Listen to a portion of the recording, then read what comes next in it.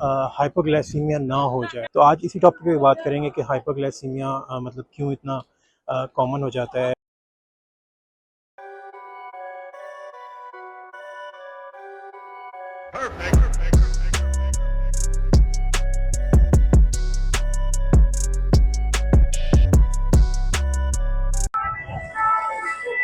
Hello, अस्सलाम वालेकुम and welcome to our YouTube channel. My name is doctor Syed Haider और आज हम जिस टॉपिक पे बात करेंगे उसको कहते हैं हाइपोग्लाइसीमिया। हाइपोग्लाइसीमिया जो होती है उसकी एसोसिएशन होती है डायबिटीज़ मेलाइटिस के साथ। अगर आपको भी डायबिटीज़ मेलाइटिस है, चाहे वो टाइप 1 डायबिटीज़ हो चाहे टाइप 2 डायबिटीज़ हो, लेकिन अगर आप में से किसी को भी डायबिटीज़ मेलाइटिस है और उनको जो होती है मतलब बहुत ज़्यादा केयरफुल रहना पड़ता है कि कहीं पे हाइपोग्लाइसीमिया नहीं हो जाए। ठीक है, हम लोगों को ये तो मालूम होता है कि डायबिटीज़ के अंदर क्या होता है कि ब्लड का शुगर लेवल बहुत ज़्यादा हाई हो जाता है। ठीक है, जब ब्लड का शुगर लेवल बहुत ज़्यादा हाई हो जाता है, जब उसको कहते हैं हाइपरग्लाइसीमिया। ठीक है, hyperglycaemia basically is not a complication, क्योंकि हमें पता ही है कि भाई डायबिटीज़ का मतलब ये है कि आपका ब्लड के अंदर आपका शुगर लेवल जो होता है वो हाई है। ठीक है, तो वो तो पता ही है। ठीक है, लेकिन hypoglycaemia is basically complication of diabetes mellitus. सही है, हाइपोग्लाइसीमिया जो होता है बहुत ज़्यादा कह लें कि hypoglycaemia is a complication of diabetes mellitus. सही है, तो हमें जो होता है हाइपोग्लाइसीमिया को जो होता है वो ट्रीट करना पड़ता है। और लेकिन ये कि अगर आपको डायबिटीज़ मेलाइटिस है ही, अगर आप मतलब डायग्नोस्ड है डायबिटीज़ मेलाइटिस आपका और आपको डायबिटीज़ मेलाइटिस है ही, तो उसमें ये होता है कि आपको जो है you should have some measures आपको लेने पड़ते हैं। एज ए प्रिकॉशंस आपको मेजर लेने पड़ते हैं। इस बात का ख्याल रखना पड़ता है कि कहीं आपको हाइपोग्लाइसीमिया ना हो जाए। ठीक है, हाइपोग्लाइसीमिया ना हो जाए। तो आज इसी टॉपिक पे बात करेंगे कि हाइपोग्लाइसीमिया मतलब क्यों इतना कॉमन हो जाता है, स्पेशली ओल्ड एज के अंदर, और स्पेशली जो दो डायबिटीज़ जिन लोगों को है उनकी कॉम्प्लिकेशन के तौर पे। प्लीज़ अगर आपने अभी तक हमारा चैनल सब्सक्राइब नहीं किया तो please subscribe our channel and share this video to your family and friends. Thank you so very much. तो let's talk about hypoglycaemia. Blood का शुगर, जैसा कि नाम से ही है कि हाइपोग्लाइसीमिया में क्या होता है कि ब्लड का शुगर लेवल जो होता है वो लो हो जाता है, which is a complication of diabetes. सही है, लेकिन अगर ब्लड का शुगर लेवल हाई है तो उसको हम कहते हैं हाइपरग्लाइसीमिया। हाइपरग्लाइसीमिया का मतलब क्या है कि ब्लड का शुगर लेवल हाई है डायबिटीज़ की वजह से। हाइपोग्लाइसीमिया का रीज़न क्या है बेसिक। सबसे पहला कॉमन रीज़न तो हाइपोग्लाइसीमिया का ये होता है कि जो पेशेंट ऑलरेडी डायग्नोस हो जाते हैं डायबिटीज़ के साथ, चाहे उनको टाइप 1 डायबिटीज़ हो चाहे उनको टाइप 2 डायबिटीज़ हो, ठीक है, तो उनका ब्लड शुगर लेवल कम होने का चांस बहुत ज़्यादा बढ़ जाता है अगर वो ऑलरेडी जो होती हैं मेडिसिन ले रहे हैं डायबिटीज़ की वजह से। ठीक है, लेकिन इसमें आप ये समझें कि अगर किसी को टाइप 1 डायबिटीज़ है, जिसको टाइप 1 को क्या कहते हैं कि इंसुलिन डिपेंडेंट डायबिटीज़ मेलाइटिस। ठीक है, टाइप 1 का मतलब ये होता है कि आपको इंसुलिन तो लेनी ही पड़ती है अपनी डायबिटीज़ को कंट्रोल करने के लिए।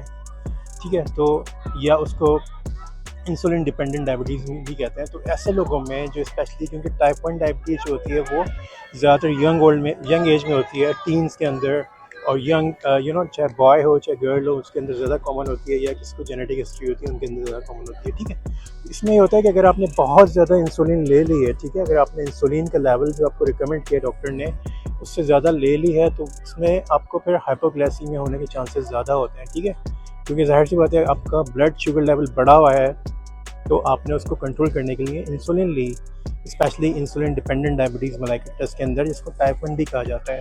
ठीक है, तो टाइप 1 डायबिटीज़ के अंदर आपने इंसुलिन ली, लेकिन ज़ाहिर सी बात है अगर आपने अपनी डोज़ को मेजर नहीं किया या आपने सही डोज़ नहीं ली, ठीक है, सही डोज़ नहीं ली, तो अगर जो डोज़ ज़्यादा ले ली तो सही है, तो इसकी वजह से भी आपको हाइपोग्लाइसीमिया हो सकता है। और ये क्योंकि इसके लिए अंदर आपको पहले ही से एहतियात के तौर पे अपने साथ कुछ इस तरह की चीज़ें रखनी पड़ती है जो आप फौरी तौर पे खा सकें, या फिर आपको इसका कोई एक तरह से प्लान बना के रखना पड़ता है। या अगर इन केस अगर आप गिर भी जाते हैं या कुछ हो जाता है, आपको चोट लग जाती है, तो इसमें आपको क्या करना पड़ता है कि अपने साथ अपनी डिटेल्स, अपने नाम, अपने फैमिली मेम्बर के नंबर, अगर आप कहीं ऐसी जगह पे काम कर रहे हैं जहाँ पे आप अकेले ही हैं बिल्कुल, या कहीं आप ऐसी जगह पे काम कर रहे हैं जहाँ पे मतलब कि आपकी फैमिली दूर है आपके साथ या कि आप अकेले रहते हैं, तो इसमें काफ़ी इसके लिए बहुत ज़्यादा कह लें कि ख़तरनाक भी हो सकता है अगर आप इंसुलिन लेते हैं और आपने ज़्यादा डोज ले ली जिसकी वजह से आपको हाइपोग्लाइसीमिया हो गया।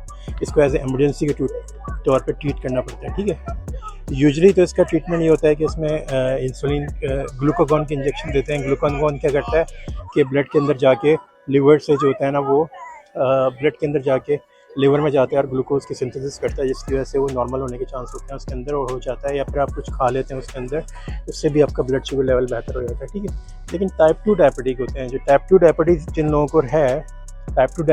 को है और उन लोगों को भी कह लें कि हाइपोग्लाइसीमिया होने के चांसेस ज़्यादा होते हैं, ठीक है। अगर वो ऐसी मेटफॉर्मिन ले रहे हैं या उनकी एज ज़्यादा है, उन्होंने गलती से डोज ज़्यादा ले ली मेटफॉर्मिन की, या उन्होंने क्या किया कि मतलब डबल डोजिंग कर ली है, या फिर इस तरह से उनको भी हाइपोग्लाइसीमिया होने के चांसेस ज़्यादा होते हैं। तो इसके लिए आपको बहुत ज़्यादा केयरफुल होना पड़ता है, अपनी ब्लड शुगर लेवल को आप मेजर किया करें, ठीक है।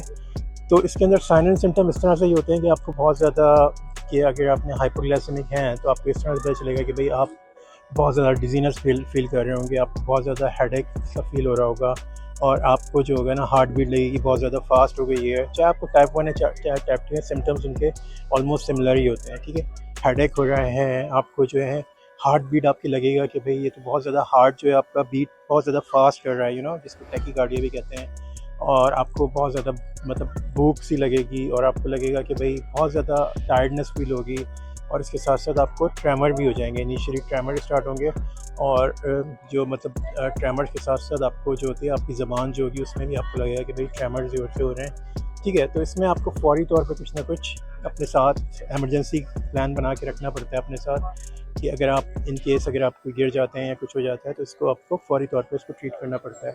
या आपने कोई कार्ड आपने पहना हो इस तरह से जिसके ऊपर लिखा हुआ हो कि भाई इन केस आपने ज़रूर ज़्यादा ले लिया या आपको अनकॉन्शियस हो गए हैं तो उसका आपको इस नंबर पे इन्फॉर्म किया जाए, या फिर आप एमरजेंसी नंबर पे कांटेक्ट करके बता दें कि आपको हाइपोग्लाइसीमिया हो गया है। मतलब एमरजेंसी की सर्विसेज कॉल करेंगे, आपको ये नहीं ले जाएं वहाँ पे, क्योंकि फिर हाइपोग्लाइसीमिया को एज एमरजेंसी के तौर पे ट्रीट किया जाता है, ठीक है। जैसा कि आपको बताया, इसमें एम यही होता है कि बाज़ लोगों को कन्वर्जन भी हो जाते हैं, और बाज़ को क्योंकि ना खाने की वजह से क्या होता है बहुत ज़्यादा आपको जो होता है वीकनेस हो जाती है, और आपका इंसुलिन लेवल जो होता है ना बहुत ज़्यादा गिर जाता है, और यूजली कह लें कि इतना हो जाता है कि आप कुछ काम मतलब बिल्कुल आप अनकॉन्शियस हो जाते हैं एक लेवल के ऊपर, क्योंकि आपका ब्लड शुगर लेवल बहुत ज़्यादा लो हो गया है, ठीक है।